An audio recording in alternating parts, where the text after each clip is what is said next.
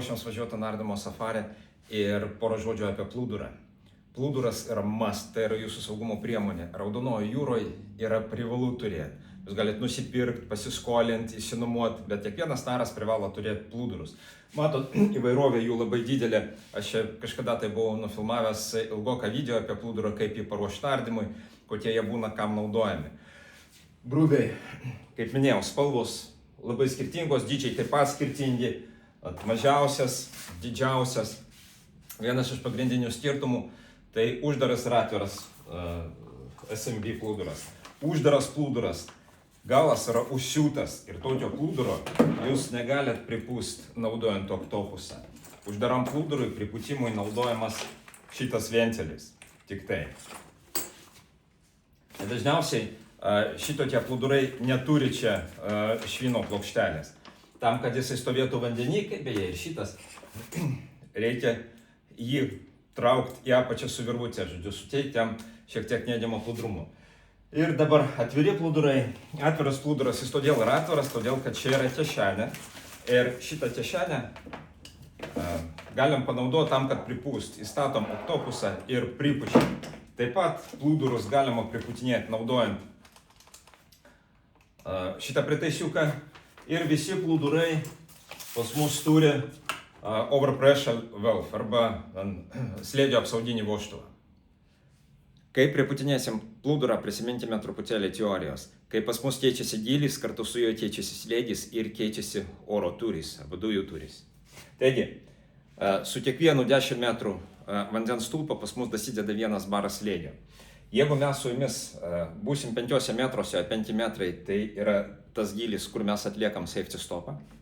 Tai tam, kad plūduras būtų pilnas paviršiuje, mums nereikia jo priputinėti viso. Mums užtenka pripūsti 2/3 plūduro tūrio ir tuomet, kai jisai pasieks paviršių, dėka to, kad oras įsiplės, plūduras viršuje bus pilnas. Jeigu mes pūstumėm dėl kažkurių tai priežasčių plūdurą 30 metrų gylyje, čia slėgis yra 4 barai, tai mums užtektų pripildyti tik tai 1/4 šito tūrio ir tuo metu, kai jis pasieks paviršių, plūduras bus pilnai užsipildęs. Kaip mes paleidinėjom plūdurą? Pirmiausia, užtikrinam neutralų plūdrumą, žiūrim, kad mes būtum neutralūs. Išpakuojam plūdurą, atlaisvinam bandžį, paleidžiam, paskleidžiam plūdurą vandenį. Stengiamės, kad pas mus valo nebūtų per daug. Mums nereikia double enderio paleidimo metu, mes jį pritvirtinam kur nors, kad nepamestumėm. Šiuo metu prie dažėdo.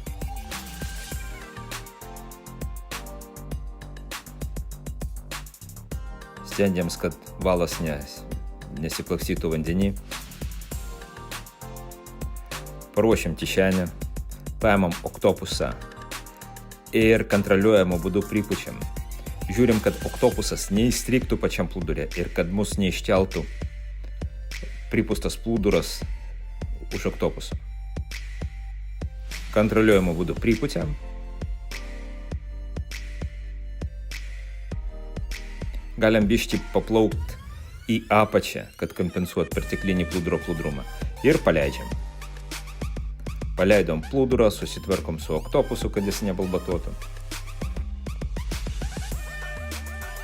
Surandam savo double enderį, kurį prisėdėm prie dažėdo. Ir užfiksuojam valą ir rytę. Va taip. Ir dabar galim laikytis už rytės, galim paleisti tą rytę ir jį tarnaus kaip atspirties taškas vizualinis. Po to, kai safety stopas bus atliktas, atsekam double enderį, prisegam prie valo, taip yra patogu jį vynioti. Ir vyniojam po truputėlį, kylam. Taip pat viską darom kontroliuojamu būdu. Truputėlį pakėlom, gylis sumažėjo, išleidžiam BCD, vėl pasidarom neutralūs ir vėl po truputėlį kylam. Primenu, kad maksimalus gilimo greitis 10 metrų į minutę. Čia kitas plūduras, uždaras. Neturim galimybės pripūst su oktopusu, todėl pripučiam iš burnos. Stengiams vėl, kad valas būtų kontroliuojamas.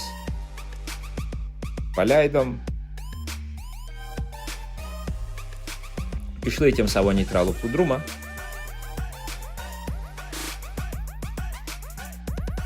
Susiradom dvipusį karabiną double enderį.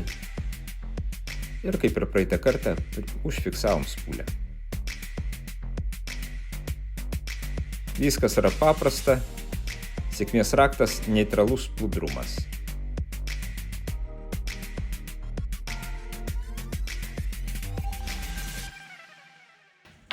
Taigi, Surface Marketing Boy, SMB. Saugumas visada yra svarbu. Gerų nardymų ir iki sekančių.